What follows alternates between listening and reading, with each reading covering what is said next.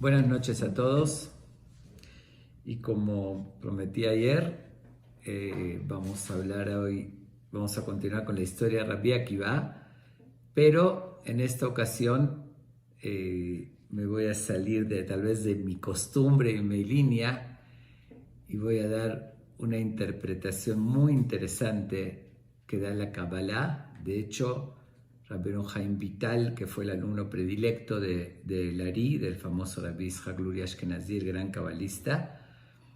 Y quiero antes hacer una pequeña introducción a lo que voy a decir, que primero estuve relatando historias que están en Midrash, en el Talmud, en diferentes fuentes acerca de Rabbi Akiva y de otros grandes sabios a través de todo este periodo que expliqué las Mishnayot del Pirkei Avot. Conté las historias, algunas se oyen, muy increíbles y fantasiosas, ¿no? Que hay personas que se les dificultaría aceptar estos conceptos. Bueno, quiero hacer aquí dos aclaraciones. Una, que yo estoy trayendo las fuentes, lo que se dice al respecto en las diferentes fuentes, y aclarar que todo lo que son relatos, Agadot, que están en los Midrashim, en el Talmud y todo eso, no forzosamente todo es literal. Se ha escrito que muchas veces hay cosas que se dijeron como metáforas o que se dijo por alguna razón de una manera dando un mensaje y tal vez no es exactamente literalmente como es así. Eso es en primer lugar. Entonces yo nada más me limito a transmitir, que será a hacerles llegar a ustedes esas fuentes, que obviamente la mayoría absoluta de lo que está escrito es tal cual como está escrito, pero alguna cosa que puede ser un poquito ilógica y demás, también no forzosamente se refiere literal, porque así son todas las Agadot. Una cosa son las leyes, las halajot, ahí sí se toma textualmente y literalmente. Lo que son, como dije, relatos y comentarios y explicaciones, no siempre es literal. Y dos, quiero aclarar que también en muchas cosas hay diferentes versiones. Yo hice una investigación y traje la versión más aceptada tal vez, pero tampoco es absoluto, porque es historia desde hace mucho tiempo y hay cosas que puede haber versiones diferentes. Así quiero aclarar que porque soy cuidadoso de tratar de transmitir cosas bien fundamentadas en la verdad, y hago esta aclaración que no me puedo responsabilizar de forma absoluta de que todo fue tal cual lo estoy transmitiendo, por el hecho de que hay versiones diferentes, como un ejemplo, algo que acabo de relatar hace poco, de la primera esposa que tuvo Rabbi Akiva y su primer hijo, que eso está en una versión de Avot de Rabbi Natán. No todos, la mayoría no traen esa historia. Lo encontré y explica lo que sí dice en el Talmud, que fue con su hijo a estudiar, y por otra parte menciona que inmediatamente que se casó se fue a estudiar, entonces da a entender que sí tuvo otro hijo y otra esposa. Un ejemplo, no lo digo, pero bueno, yo lo cuento como relato, quiero aclarando eso, que no todo es literal y no todo es absolutamente la versión que estoy contando. Eso es por una parte. Por otra parte, lo que voy a mencionar ahorita de la Kabbalah, que no acostumbra hacerlo porque también la Kabbalah es algo muy profundo, tiene metáforas, hay interpretaciones en la Kabbalah, no todo es así forzoso como se transmite, puede uno entenderlo diferente, puede ser una opinión. Entonces, en esta ocasión voy a dar esta explicación por lo interesante que es. Puede ser literal, puede ser no literal. A mí se me hace que tiene mucho sentido, pero lo doy como incluso también es un ejemplo de una visión diferente y más profunda a muchas cosas que observamos en la historia, en el mundo, y que no entendemos. Y aquí es, aunque sea, ampliar un poquito el panorama para que nos acostumbremos que no todo es como aparenta ser. Las cosas pueden tener otra explicación. Si quieren tomarlo esto literal, como lo transmite Rabbeinu Haim Vital, ese gran cabalista, o pueden, como dije, tomarlo metafórico, o que podría ser parte sí, parte no, no sé, a mí no me consta y no puedo decirles con certeza, pero la idea y el mensaje sí es muy significativo, porque si no lo quieren tomar literal, tómenlo como ejemplo a muchas cosas que suceden en la vida y que no tenemos una explicación, y eso es una posibilidad de explicación para verlo en otra dimensión y las cosas más profundas. Bueno, después de esta introducción, que ya ahora sí me quité la responsabilidad porque, como les digo, soy cuidadoso y no quiero que se malinterprete algo. Si es una información que yo lo vi con mis ojos y lo viví, lo digo como afirmando de forma absoluta. Esas son visiones y conceptos. Bueno, entonces quiero empezar con parte de la historia que ya conté de Rabbi Akiva, pero comenzando haciendo unas preguntas de cosas que son difíciles de comprender. Y justamente con esta visión y esta explicación se van a responder todas estas preguntas. Todos conocemos la famosa historia que en el periodo de los días que contamos Omer murieron 24,000 alumnos de Rabbi Akiva. Este gran Rabbi Akiva, que tanto hablamos de él en estos días, que llegó a un nivel tan, pero tan alto, y que su esposa se sacrificó para que vaya a estudiar, y logró reunir 24,000 alumnos en esos 24 años que estuvo estudiando con el permiso de su esposa, 1,000 por año, y al final todos esos alumnos fallecen.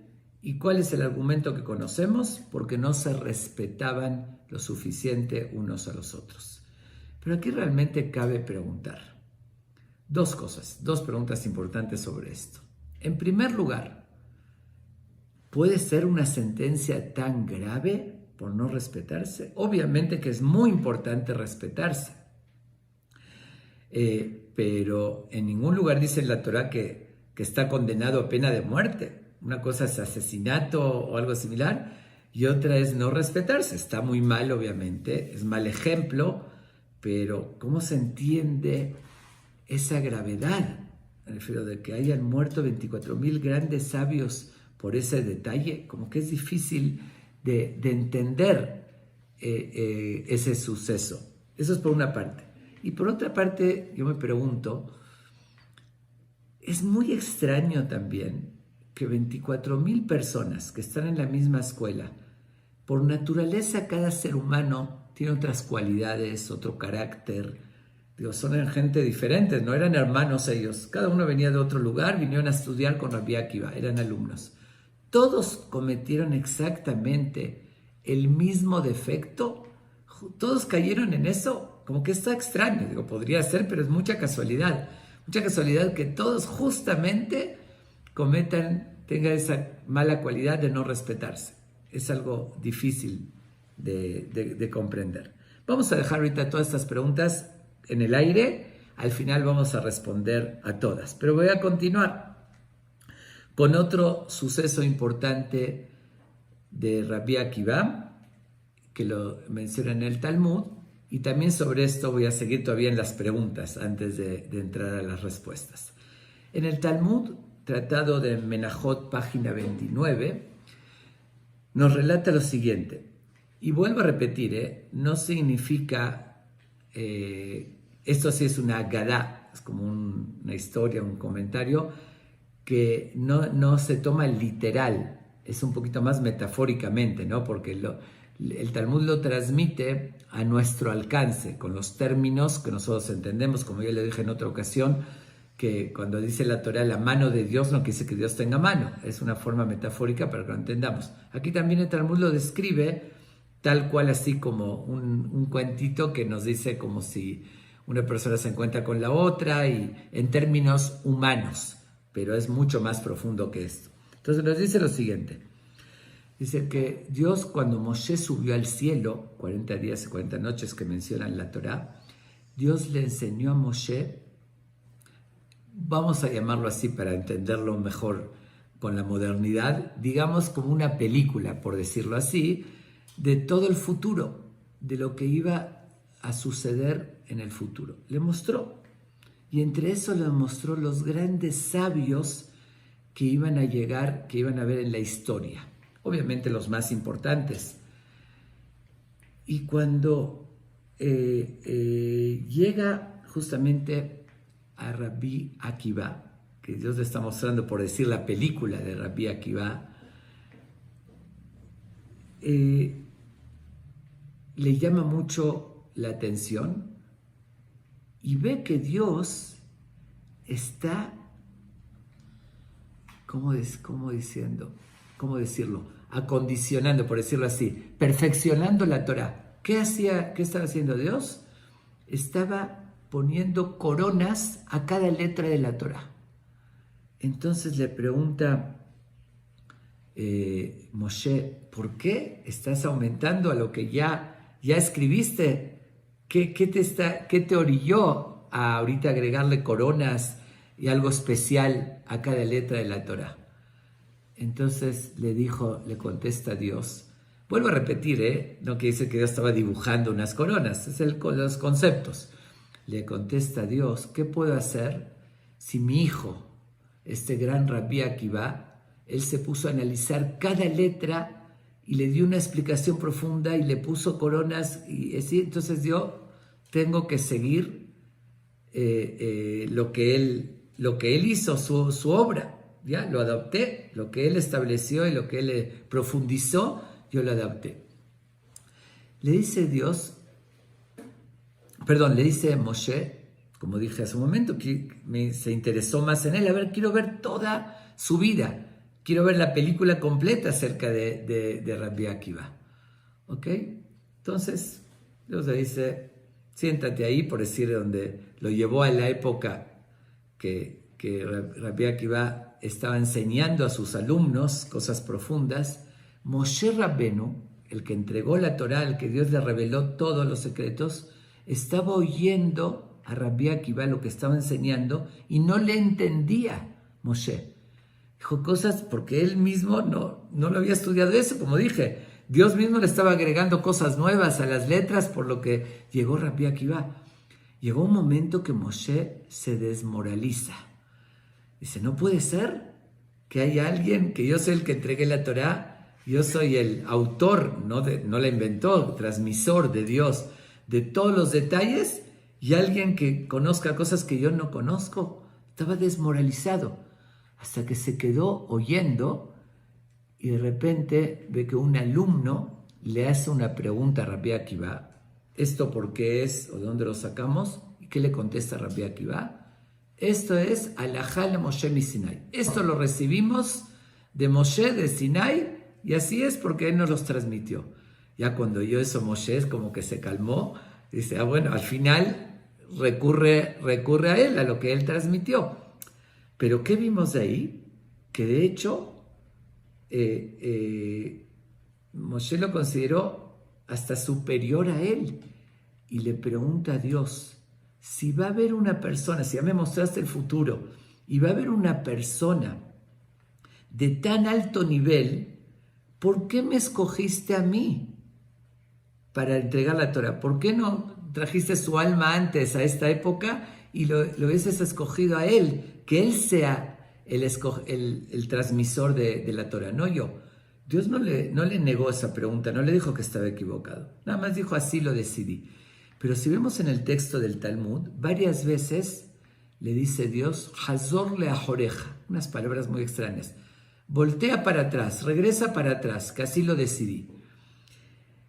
Cuando se interesa más Moshe, le dijo, quiero ver su final, toda su vida, hasta el final. ¿Qué le enseña a Dios? La muerte que tuvo Rabbi Akiva. La muerte que tuvo Rabbi Akiva, lo mencionamos, pero lo voy a detallar un poquito más. Estuvo un tiempo en la cárcel, un tiempo prolongado, lo metieron cuando estaba estudiando Torah, que, por cierto, voy a hacer un paréntesis y voy a contar otra pequeña anécdota muy conocida también de Rabbi Akiva, que cuando él seguía enseñando Torah, porque no podía detenerse, le preguntó a alguien, oye, ¿no te da miedo estudiar Torah? Los romanos en esa época prohibieron cuidar Shabbat, hacer servir Milá, estudiar Torah, le dice, ¿no te da miedo? Le contesta Rabbi Akiva algo tan sabio y tan profundo y le dice, mira, si estudiando Torah me da miedo de los romanos, imagínate sin estudiar. Y le dice a qué se compara y les cuenta una fábula.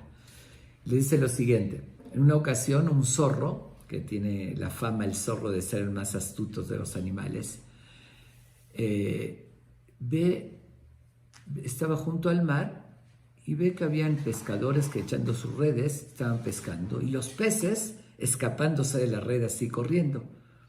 Entonces a él se le antojó comerse un pez, pero obviamente ¿qué iba a hacer para atraparlos? Entonces empieza a dialogar con los peces y les dice, oigan, veo que están ahí asustados, están escapando, ¿por qué no vienen conmigo a la tierra?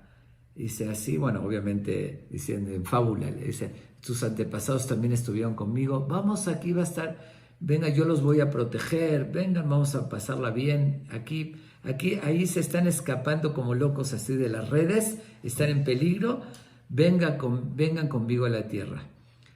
Entonces les dicen los peces al zorro, ¿sobre ti dicen que eres el más astuto de los animales? Realmente eres un tonto lo que nos estás diciendo. Tu argumento es ridículo.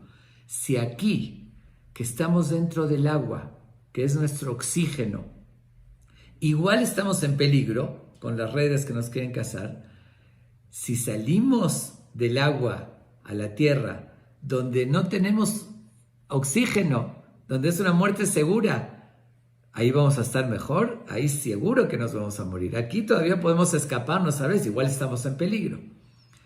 Entonces les dice Rabbi Akiva, eso lo contó como metáfora, les dice, si estando en el estudio de la Torah, que es nuestro oxígeno y nuestra vida, como dice, Kiem Hayenu Beorejamenu, que son nuestra vida y nuestra larga vida, igual estamos en peligro de las redes de los romanos, si vamos a salir del agua, del oxígeno, dejar el estudio de la Torah, voy a estar más en peligro. Obviamente quiero hacer un paréntesis, una aclaración que no se confunda.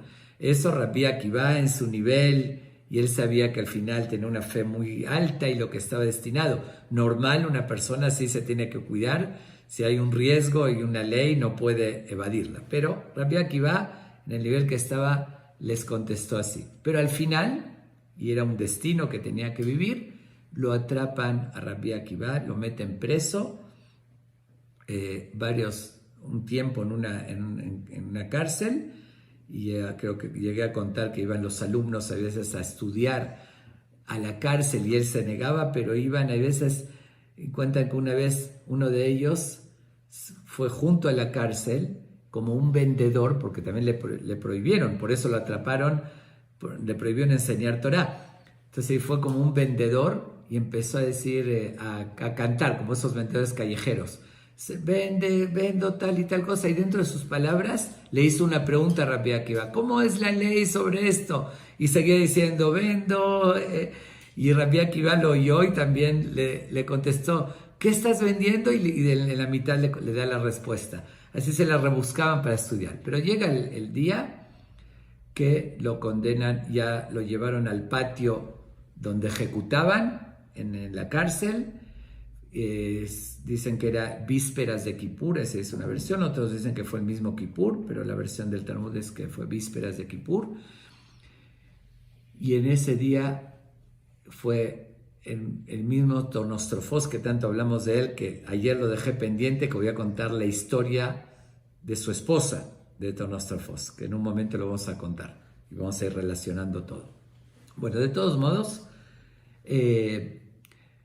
llega el día ese y es conocido cómo lo condenaron a Rabbi Akiva, qué muerte tan trágica le dieron, que pusieron unos peines de acero, lo calentaron, cuando estaban al rojo vivo, le fueron peinando su piel, desgarrando más bien. Es algo que no podemos imaginar, la tortura y el dolor y la forma tan trágica de esa muerte. Pero es conocido, se menciona que en ese momento Rabbi Akiva se puso a decir el Shema, Israel, con devoción y con todo su sentimiento. Pero estaba sufriendo. ¿Se pueden imaginar qué dolor tan fuerte es que le desgarren la piel a una persona con peines de acero al rojo vivo, además de quemarlo, desgarrarlo? Y él, concentrado, decía en Shema, dice que le preguntaron los alumnos, Rabbenu Adkan, hasta ese grado, entiendo, está bien que aceptes lo que Dios dispone y aceptes de muerte, pero con esa emoción y esa devoción, ahorita estás sufriendo, ahorita quéjate de tus heridas, de tu dolor. Es el momento para decirlo con esa entrega. Incluso hay una versión también que el mismo Tonostrofos, el malvado ese que siempre discutía con él, que ayer contamos, estaba presente cuando lo estaban matando. Y entonces le preguntó a Rabbi Akiva, dime, ¿tú eres brujo que no sientes el dolor o te vale el sufrimiento? Y le dijo, ni una ni otra, ni soy brujo ni me vale el dolor, seguro que me duele y que sufro. Sin embargo, ¿qué les dijo? ¿Qué le contestó a sus alumnos? Dice, toda mi vida estuve leyendo el Shema todos los días. ¿Qué decimos en el Shema? Ve'avta et Hashem Elokeja, amarás a Dios, bechol levaveja, uchol nafsheja, uchol meodeja. Con todo tu corazón, que eso es conectándonos con Él, con el rezo, con la tefilá, bechol nafsheja, y con toda tu alma y con todo tu dinero. ¿Qué significa con toda tu alma? Dice, se explica en Jamim, que incluso si quita tu alma lo tienes que amar. Dice, siempre lo dije de boca para afuera. Dije, es fácil decirlo, pero siempre pensé, ¿cuándo se me va a presentar la oportunidad de no solamente decirlo, sino de practicarlo? Porque cualquiera lo puede decir. Todos decimos eso todos los días, pero no significa que estemos dispuestos a llevarlo a cabo. Entonces dice, siempre esperé. Y ahorita que se me presentó la oportunidad, ¿no lo voy a hacer con esa devoción? Esa fue la respuesta de Rabbi Akiva. Pero realmente, la verdad, es muy difícil igual de entenderlo. Está bien, todo tiene un límite. Está bien que está dispuesto a dar el alma, pero no con esa tortura y no con esos sufrimientos y con ese entusiasmo. Entonces hay que entender qué les respondió Rabbi Akiva. Esa es la tercera pregunta.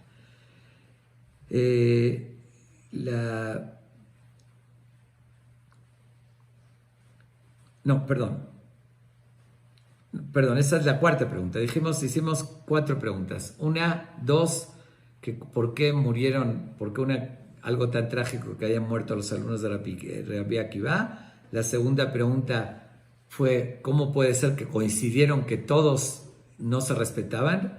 La tercera es lo que Dios le dijo a Moshe, ¿qué significa voltea para atrás? Cállate, que así lo decidí. ¿Qué respuesta es esa? Muy extraña la respuesta y lo dejó sin respuesta también. Después que le preguntó, le dijo, Zot Torah vezot sejará. Le dijo, esta es la Torah y esta es la recompensa. Así le preguntó Moshe a Dios y Dios le contestó algo súper extraño. Dice, cállate, voltea, que así lo decidí. ¿Qué significa voltea para atrás, que así lo decidí? Esa sería la tercera pregunta. Y la cuarta pregunta, ¿cómo puede ser que por más devoción que tenía, que en ese sufrimiento, que pudo haber esperado eso? Vamos a dejar estas 4 preguntas de lado por un momento y vamos a ir a otro episodio, a otro suceso de la Torá. Este suceso está en los Talmud, es en la época del Talmud. El que voy a contar ahorita lo relata textualmente la Torá en el libro de Bamidbar que estamos leyendo ahorita. De hecho, en 2 semanas más lo vamos a leer esta historia. ¿Cuál es la historia? El famoso Balak, un rey de Moab, la Torá relata, que ve que el pueblo de Israel sale de Egipto, sale con toda la fuerza, el poder, que Dios derrota a los egipcios con milagros, las 10 plagas, se abre el mar y todo eso.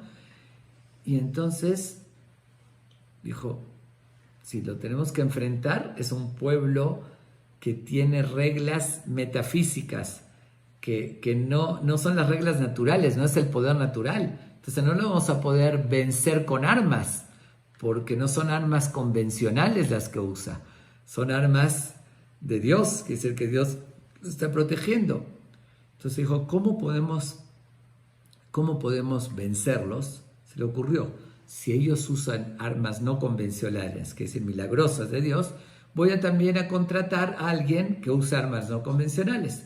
Y por eso contrata a Bilam, que era un profeta que hablaba con Dios y tenía esa visión. Dijo, vamos a contratar a él que maldiga al pueblo de Israel. Que los maldiga, también es un arma no convencional, algo sobrenatural, y así va a contrarrestar el poder sobrenatural que ellos tienen. Bueno, la Torá relata, es conocida la historia, que Bilam intenta maldecir al pueblo de Israel, Dios no se lo permite, de hecho le pidió permiso a Dios si podía ir a maldecirlos. Dios primero le negó, después le aceptó, le dijo, pero dejo que vayas, que acompañes al rey, a los emisarios del rey de Moab, pero lo que yo ponga en tu boca, eso es lo que vas a decir. Y así varias veces intentó maldecirlos y le salía bendiciones de la boca. Ok. Cuando vio que no lo logró, el rey estaba muy decepcionado, que lo defraudó, le ofreció riquezas increíbles, grandísimas, pero al final no pudo. Entonces, ¿qué hizo Bilam? Le da un consejo al rey de Moab. Le dice, con maldición no pude vencerlos, pero yo tengo un secreto, te voy a revelar un secreto, que si quieres vencerlos, haz que Dios se enoje con ellos. Y para eso, hazlos pecar, hazlos que caigan en la tentación, y de esa manera lo vas a poder vencer. Dios mismo se va a enojar con ellos y así los vas a poder vencer. Y se les ocurrió y analizaron y se hicieron un plan, unas ideas. Reclutaron, en vez de soldados para ir a luchar, reclutaron a las mujeres moabitas, las más guapas. Buscaron mujeres jóvenes, muy guapas, y ahí relata el Midrash que, bueno, la Torá dice que el pueblo de Israel pecó con ellas, no describe los detalles. Relata el Midrash que les ofrecieron cordialmente, que como estaban en el desierto, en el camino, pasaban cerca de ellos, que les van a vender artesanías, por decirlo así, de lo que ellos pusieron como puestitos en el desierto, que le estaban ofreciendo, y en los puestitos alguien entraba a comprar o a ver qué vendían. Había una mujer guapa que lo empezaba a seducir, el hombre, y así los llevaba. Pero no solamente eso, no solamente que cayeron muchísimos en esa trampa y pecaron con las hijas, con las moabitas, sino que además los incitaron a idolatrar. Dice, entraron en la perversión y además idolatría, lo que se llama Baal Peor. No quiero ahorita entrar en el, que es algo un poquito difícil de entender qué tipo de idolatría era, una idolatría muy rara, muy extraña, pero no quiero prolongarme porque no voy a alcanzar con la historia de Rabbi Akiva y la explicación cabalística que les quiero transmitir. Pero bueno, la cosa es que, ok, está bien, son seres humanos, con debilidades, y cayeron. Pero lo más sorprendente de todos fue uno de ellos, un líder muy importante que también cayó en la trampa. ¿Quién era? Se llamaba Zimbri ben Salú. Era jefe de la tribu de Shimón. Habían 12 tribus. Los puestos más importantes que había en el pueblo de Israel en ese entonces eran Moshe y Aarón. Moshe era como el rey, Aarón el Cohen Gadol, el sacerdote supremo, y después de ellos, lo que seguía en jerarquía eran los 12 jefes de tribus. Quiere decir, era el tercer puesto más importante en todo el pueblo. Y esos nombramientos no se hacían por dedazos, ni por influencias, ni por riquezas. Eran nombramientos que eran directos de Dios. Quiere decir que de verdad está a un nivel espiritual muy elevado. Y sin embargo, este jefe de tribu cayó en esa trampa, pero ¿con quién? El rey de Moab mandó a su propia hija, que era una princesa hermosa, también con una belleza muy particular, y estaba dispuesto incluso a mandar a su propia hija para hacer caer al pueblo de Israel, para hacerlos pecar.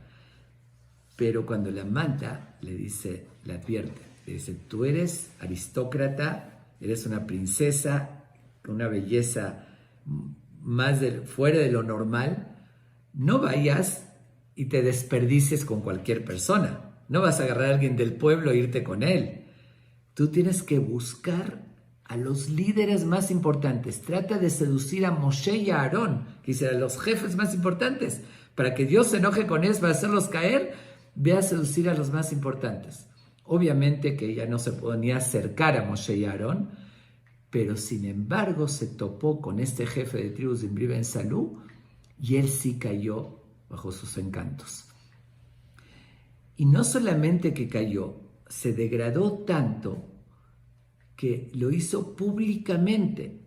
Hasta más, comenta que fue frente a Moshe y a Aarón con ella, con esa princesa, y como que a retarlos, ¿no? Decir: ¿me puedo casar con ella o me puedo estar con ella? Y le dice: no. Le dice: ¿y tú te casaste con la hija de Yitro? Bueno, fue a molestar, pero frente a todo el pueblo.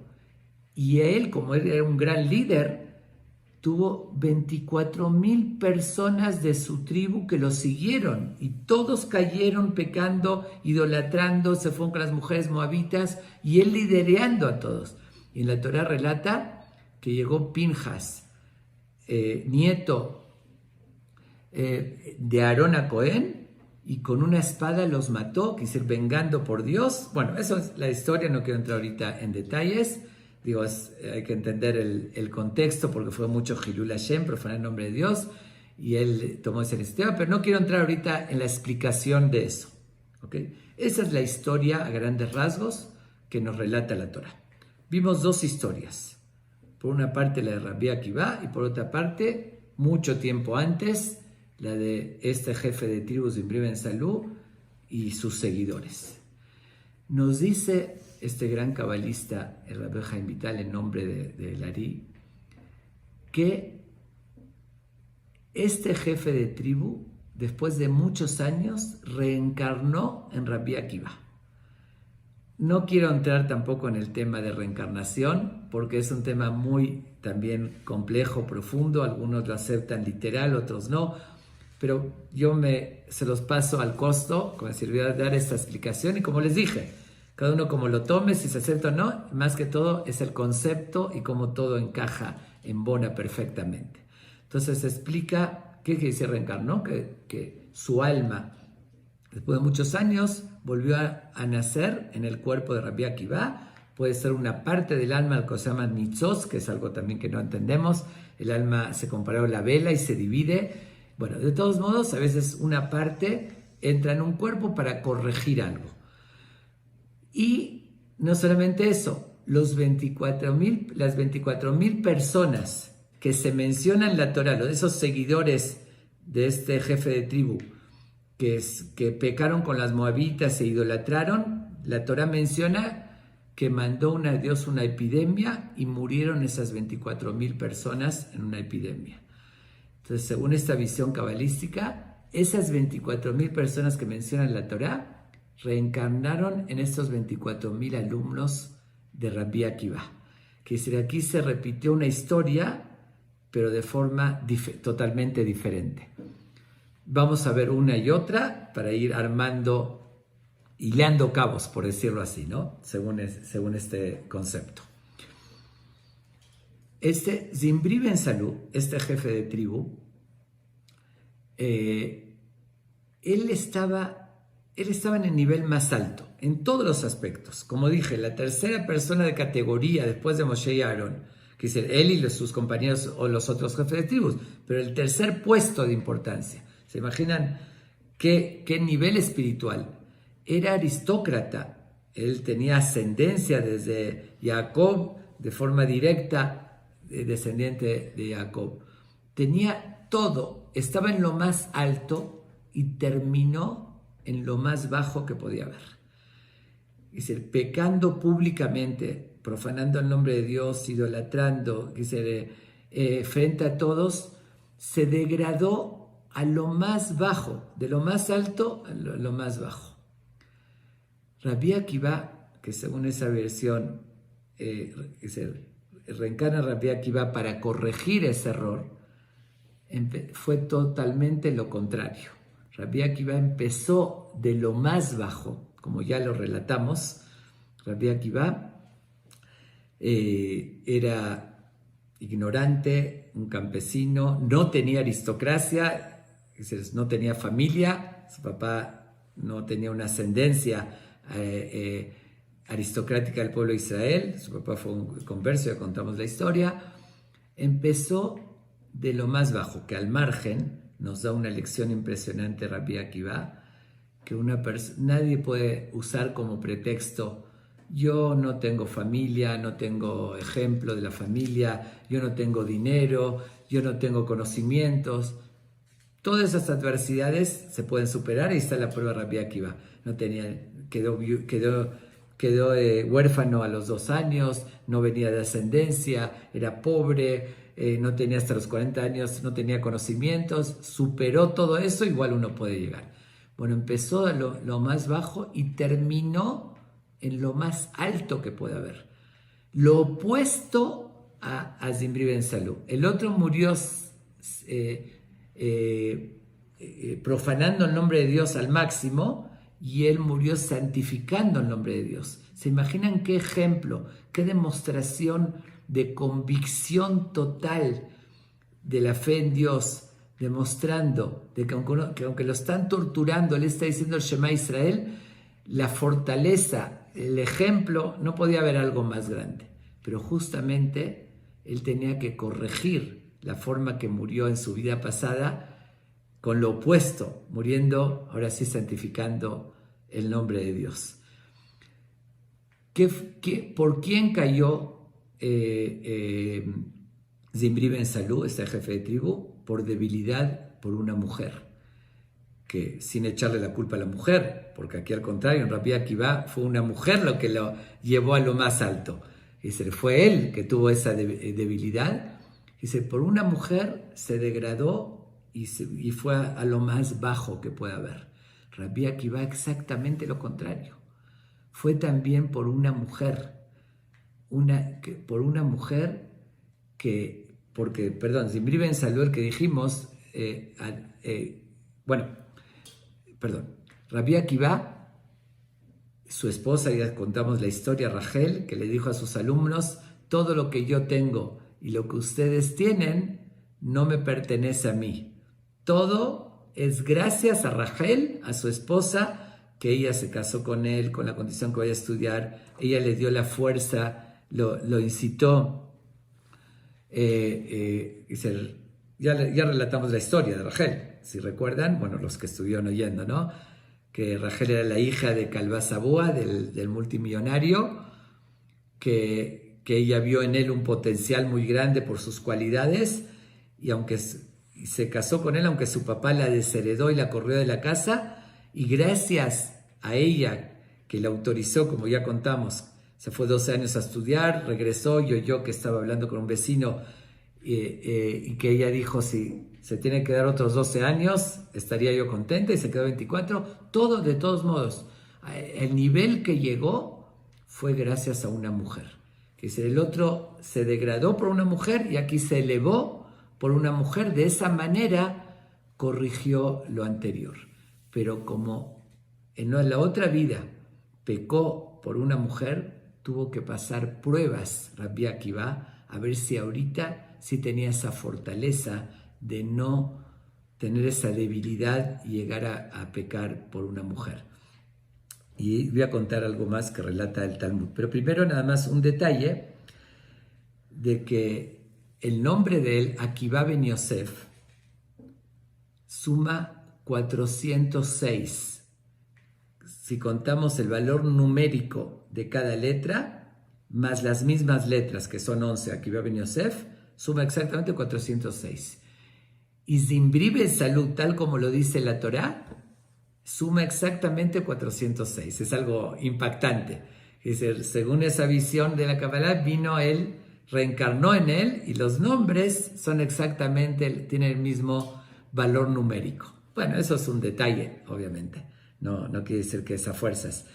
Pero hay otro, con esto podemos ver también otro secreto o descubrir un secreto de la Torah.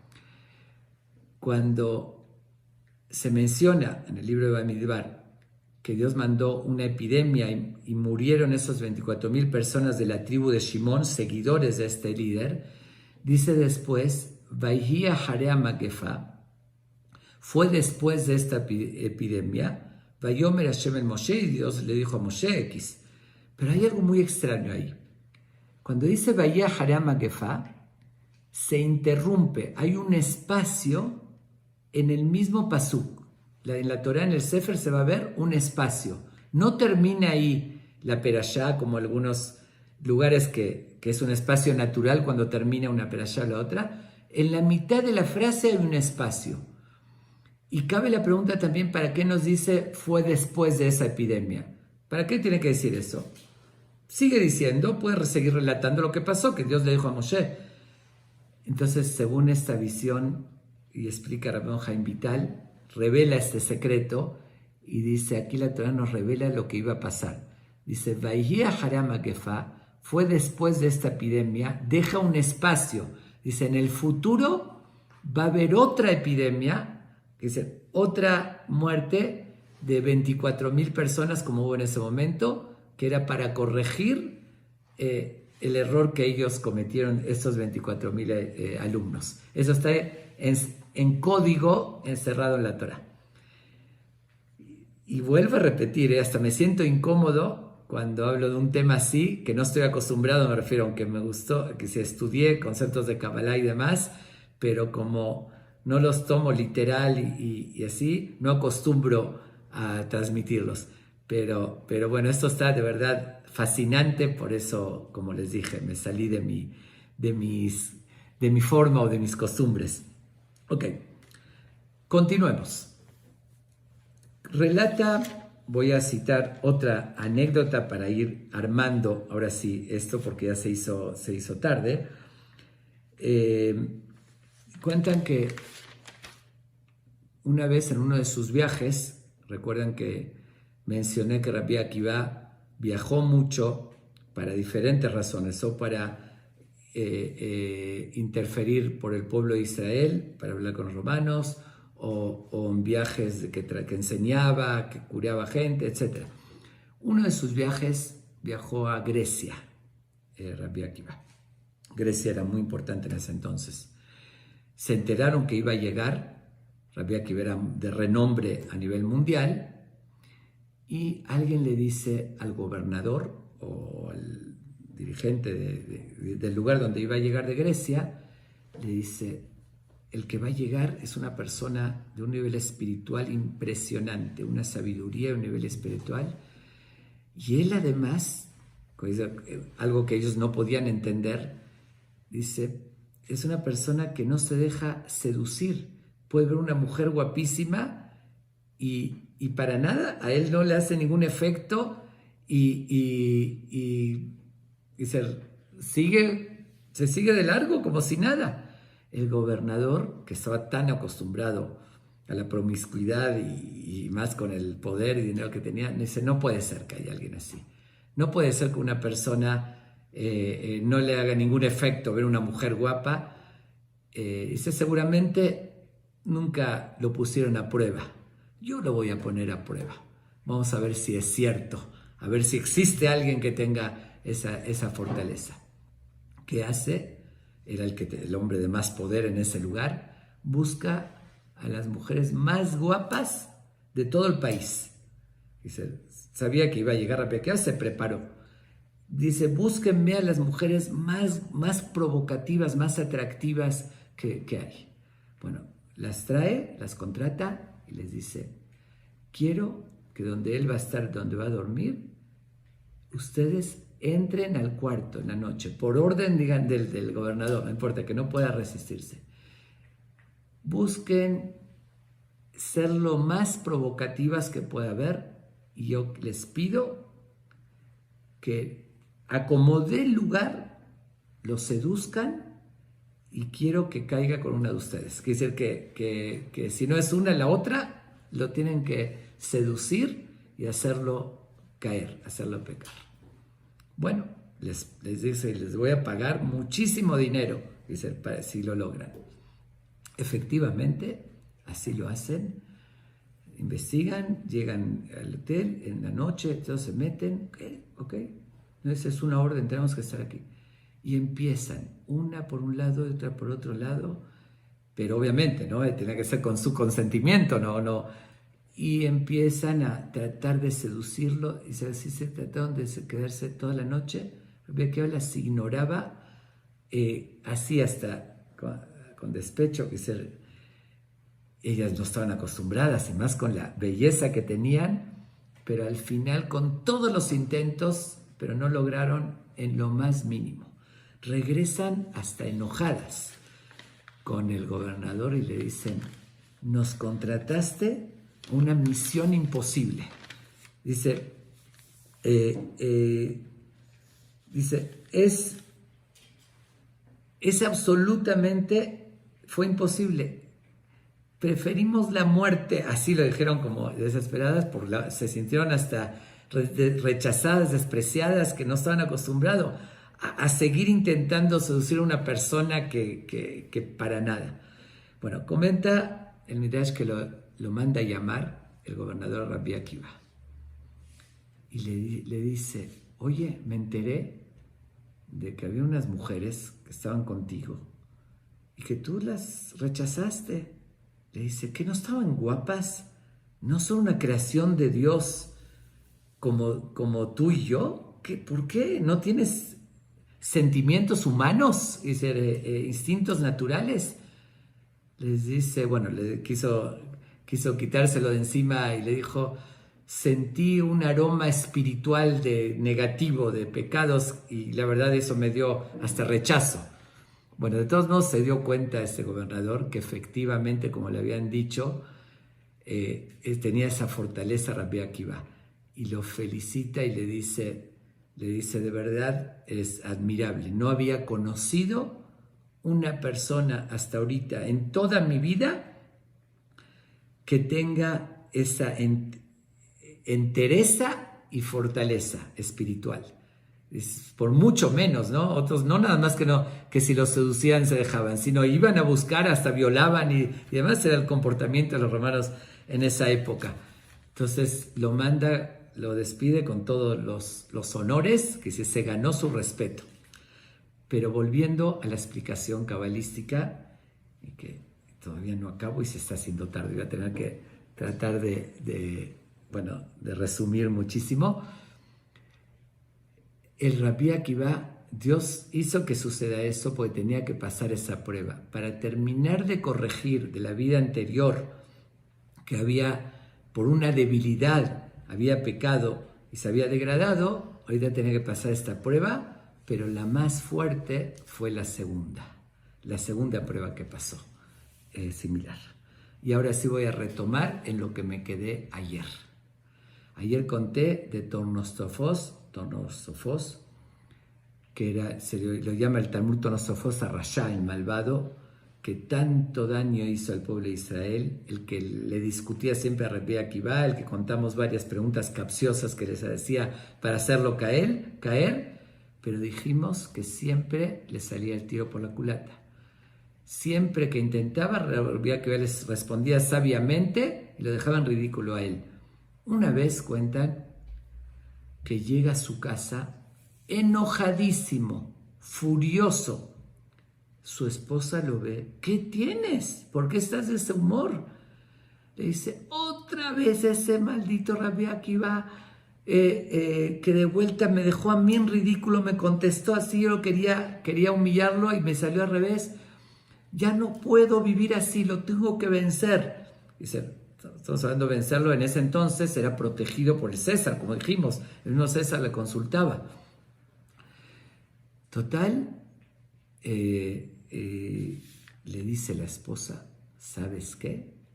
Si te está haciendo tanto daño, déjame a mí, que yo lo voy a vencer. Dice, yo sé que en la religión judía es pecado, que decir, más con una mujer casada que hacerlo caer. Yo voy a ir y justamente esta mujer, de la esposa de Tornostrofos, dice, también tenía una belleza, pero como dicen, dotes femeninas muy convincentes, pero muy notoria. Él era muy importante, Tornostrofos, escogió a la mujer más guapa y era muy famosa y conocida por su belleza. Entonces dice, permíteme que yo lo voy a hacer caer. Esa mujer lo que hace es investigar a dónde lo podía encontrar a solas. Ya saben, con espionaje ven hacia dónde, cuál era la rutina de Rabbi Akiva, dónde iba y dónde en algún momento lo podía encontrar totalmente a solas. Después de la investigación se viste muy provocativa y va hacia donde, y se lo encuentra a él donde está a solas. Rabbi Akiva la conocía porque cuando estaba con el César, cuando iba con él, estaba él y sabía él y su esposa, y sabía también la importancia, lo importante que eran. Ellos sacaban decretos. Entonces Rabbi Akiva, cuando la ve así llegar y la ve que está caminando provocativa y además acercándosele de una forma que era evidente que lo quería provocar, y de verdad era algo muy, muy llamativo. Es decir, llamaba mucho la atención. En esos momentos Rabbi Akiva reacciona de una forma muy extraña. Dice, reaccionó haciendo 3 cosas. La primera, escupe en el piso. La segunda, después llora y después se ríe. Parecía loco. Dice, pero fuera de esas reacciones se queda indiferente, ¿no? Como si nada, como si no vio nada, como decir, no le hizo ningún efecto. Dice, obviamente que no se dejó seducir. Ella queda, pero absolutamente impactada. Estaba tan acostumbrada que cuando salía a la calle todos volteaban a verla.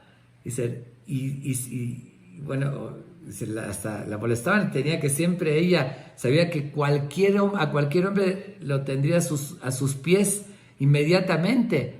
Y la primera persona en su vida que se topa, que no se impresiona y no le hace caso, pero siente un respeto. Dice, donde yo estoy, que es en el medio que yo vivo, no hay valores, es puros impulsos animales. Dice, esta persona que tiene estos valores y principios, que no lo encuentro en mi gente. Entonces se queda así impresionada y le dice, hasta se disculpa, y le dice, nada más te pido una cosa, te respeto y te admiro por tu fortaleza y por tu valor, pero te pido por favor, explícame esta reacción tan extraña. Sé que no estás loco. El que ella conocía de las discusiones que tenía con su esposo, la sabiduría que tenía. ¿Qué es eso? ¿Escupir, llorar, reírse? Le dice, mira, te puedo responder a 2 de las preguntas que me hiciste. La tercera no te la puedo responder. Le dice, ¿por qué escupí? Porque obviamente soy un ser humano, no era un ángel. Y de verdad era una belleza extraordinaria. Y inmediatamente se despierta los instintos naturales de un hombre al ver así. Dice, pero sé que no está correcto. Para controlar mis impulsos, justamente pensé en lo que ya leímos en el Pirkei Avot, que dice, dame ain bata, tienes que saber de dónde viniste, mi tipá serujá, de una gota que se descompone. Dice, como que me provoqué, como despertarme rechazo, asco, para poder enfrentar y no caer. Entonces, intencionalmente escupí para despertar en mí como un rechazo. Ahora, ¿por qué lloré? Porque por otra parte, sí, valoro una belleza así. Y lloré, me dio tristeza, que una belleza así, dice, vi que estás mal utilizando la belleza, que quería seducirlo, y por otra parte, al final ese cuerpo tan bonito va a terminar en la tierra, y sentía angustia, que no está valorado, y así. Le dice, pero ¿y por qué me reí? Eso no te lo puedo decir, no por el momento. En algún momento, va a llegar el momento que te lo voy a poder revelar. Ok, fue el último intento que a Tornosofos le salió, como dije, el tiro por la culata, porque ella quedó tan impactada de Rabbi Akiva que decide pedirle el divorcio a su esposo, porque vio la diferencia de los valores que tenía Rabbi Akiva con su esposo, que era malvado, y con toda su gente, y decide convertirse al judaísmo. Se convierte al judaísmo y al final, eso es lo impresionante, termina casándose con Rabbi Akiva, porque después muere su esposa Rachel y ella sintió tanto acercamiento a la religión de convencimiento, y se casa con él. Cuando se casa con él, le dice, ahorita sí te puedo revelar por qué me reí. Porque vi lo que se llama Ruach HaKodesh, con esa inspiración divina. Ya escribía que iba en un nivel tan alto que pudo ver que ella lo quiso provocar y al final iba a terminar casándose con él. Entonces por eso se rió. Dice, ahorita quieres hacerme daño y al final te vas a casar conmigo. Entonces dice, ahorita sí te puedo revelar por qué me reí. Híjoles, perdón, me pido disculpas.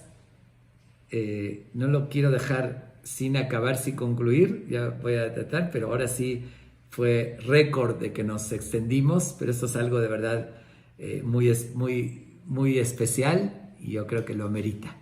Bueno, total, dice Rabbi Haim Vital, dice esta visión cabalística, que esta mujer, la esposa de Tornostrofos, también reencarnó en esa princesa Cosbi Batzur, que era la hija del rey de Moab, y justamente reencarnó para volverlo a probar, y esta vez, que al no caer, que se case con ella bien, según la ley, como debe ser, y de esa manera terminar de corregir el error que había pecado en la vida anterior.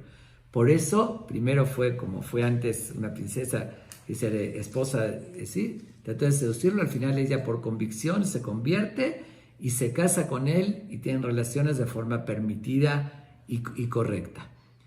Entonces tuvo que presentarse la misma escena. Ahorita vamos a entender el final de Rabbi Akiva, lo que preguntamos, qué significa eso que dijo, y vamos a responder las 4 preguntas que hicimos al principio. Ok. Terminando con Rabbi Akiva, y ahorita paso a los alumnos. Dijimos que Moshe Rabbenu le preguntó a Dios, cuando vio la muerte trágica que tuvo, le dijo, Zot Torah be'zot sejará, esta es el estudio de Torah, el nivel que llegó, y esta es la recompensa. ¿Y qué le dijo Dios? Voltea para atrás y cállate, que así lo decidí. Que dijimos es una respuesta incomprensible. Lo que le dijo Dios, voltea para atrás, ve qué tuvo que venir a corregir. Ahí no lo puedes entender, viendo esa muerte trágica no puedes entender, pero voltea para atrás, ve a Zimri Ben Salú, este jefe de tribu de Shimón, cómo se degradó del nivel más alto, y en una persona de esa categoría no se podía aceptar. Dios le dio otra oportunidad para que corrija eso. Dice, si volteas para atrás y ves qué hubo antes, dice, vas a entender por qué así lo decidí. Él, para terminar de corregir la muerte profanando el nombre de Dios que tuvo Zimri Ben Salú, tenía que morir santificando el nombre de Dios al máximo, y no había una forma más significativa que con esas torturas igual mantener, y de todos modos mantenerse con esa fe. Y también podemos entender lo que respondió a sus alumnos. Cuando le dijeron, Rabbenu Adkan, hasta ese grado, ¿qué les dijo? Toda mi vida estuve esperando cuándo se me va a presentar este momento, y ahorita que se me presentó no lo voy a hacer. ¿A qué se refirió? que él llegó en cierto nivel de su vida donde ya supo, que al principio no lo sabía porque si no, no sería prueba, pero entendió que vino reencarnando y que tenía que arreglar eso. Entonces él sabía que para terminar de corregirlo tenía que tener una muerte santificando el nombre de Dios. Por eso les dijo, y preguntamos, no puede ser que quiera sufrimiento y demás. Dijo, estuve esperando este momento, tener la oportunidad de que a pesar del dolor santificar el nombre de Dios y así voy a terminar de corregir lo anterior y llegar al más alto nivel del Gan Eden, como relata el mismo el Talmud, que salió un eco también, dijo, Rabbi Akiva está llegando, que se va a llegar al más alto nivel del Gan Eden. Con eso respondemos las preguntas que hicimos, pero vamos a los 24.000 alumnos. Los 24.000 alumnos también reencarnaron, con eso podemos entender por qué tuvieron esa muerte, porque tenían que corregir, la vez pasada murieron pecando y demás, ahorita tenían que morir como alumnos de Rabbi Akiva, como grandes sabios. ¿Por qué no se respetaron? Y aquí hay un secreto en la psicología del ser humano, bueno, más bien un secreto en la metafísica, ¿no? Que lo dice la Kabbalah. A veces nos llega a suceder que vemos a una persona y decimos, ay, me cae bien pero alguien que ni conocemos. Igual uno siente, me hizo clic. Y ahí vemos una persona y decir, me cae mal. Pero no hay ninguna razón para eso. No tenemos por qué decir que me cae mal, no te hizo nada. Explica, según la Kabbalah, de que eso se relaciona con los orígenes del alma. Hay veces almas relacionadas en otra vida que hay una conexión negativa o positiva, que explica así, cuando hay veces uno sin conocer le cae bien, puede ser que hay una conexión de las almas, o viceversa. Hay un rechazo porque algo pasó en otra vida que provoca ese rechazo. Es un concepto también profundo, digo, no puedo afirmar que así sea absolutamente, pero es una idea que dice la Kabbalah. Entonces con eso lo explica la última pregunta que habíamos hecho. ¿Cómo puede ser que 24.000 alumnos caigan en el mismo error? Todos justo cometiendo ese error de no respetarse unos a los otros, cada uno tiene cualidades diferentes. Dice que el fondo, así como le expliqué, que a veces uno dice me cae mal sin saber por qué, el fondo era porque en la vida anterior todos habían cometido adulterio, pecado y idolatría. Entonces había algo que no sabían ni por qué, que no se podían respetar, porque había como un rechazo, como si tú eres un ham, pero algo en el interior le decía que era de la vida anterior, que provocaba ese rechazo. Y eso es lo que los llevó a los 24.000, y por eso terminaron de corregir lo anterior, esos 24.000. Y todo coincide, el pasú que dice fue después de esta epidemia con puntos suspensivos, que va a llegar otra, hasta, como dije, el valor numérico del nombre de Rabbi Akiva, y explica por qué Rabbi Akiva muere de esa manera, y por qué esas pruebas que tuvo, y todo embona perfectamente esa historia. A mí se me hace una explicación muy interesante, y como digo, que sea totalmente cierto o que no, pero tomémoslo por lo menos como un ejemplo de que las cosas a veces no las entendemos, pero llegan a tener un gran sentido en lo más profundo que a veces nosotros no tenemos la capacidad de ver.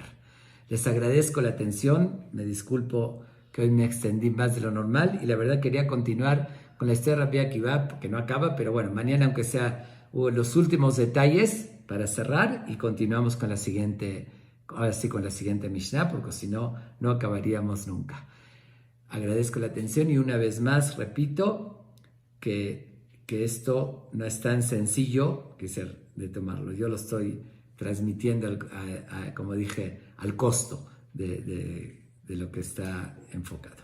Muchas gracias por la atención y nos vemos mañana a las 8. Voy a dedicarlo en memoria. En esta ocasión, el estudio también quiero dedicarlo particularmente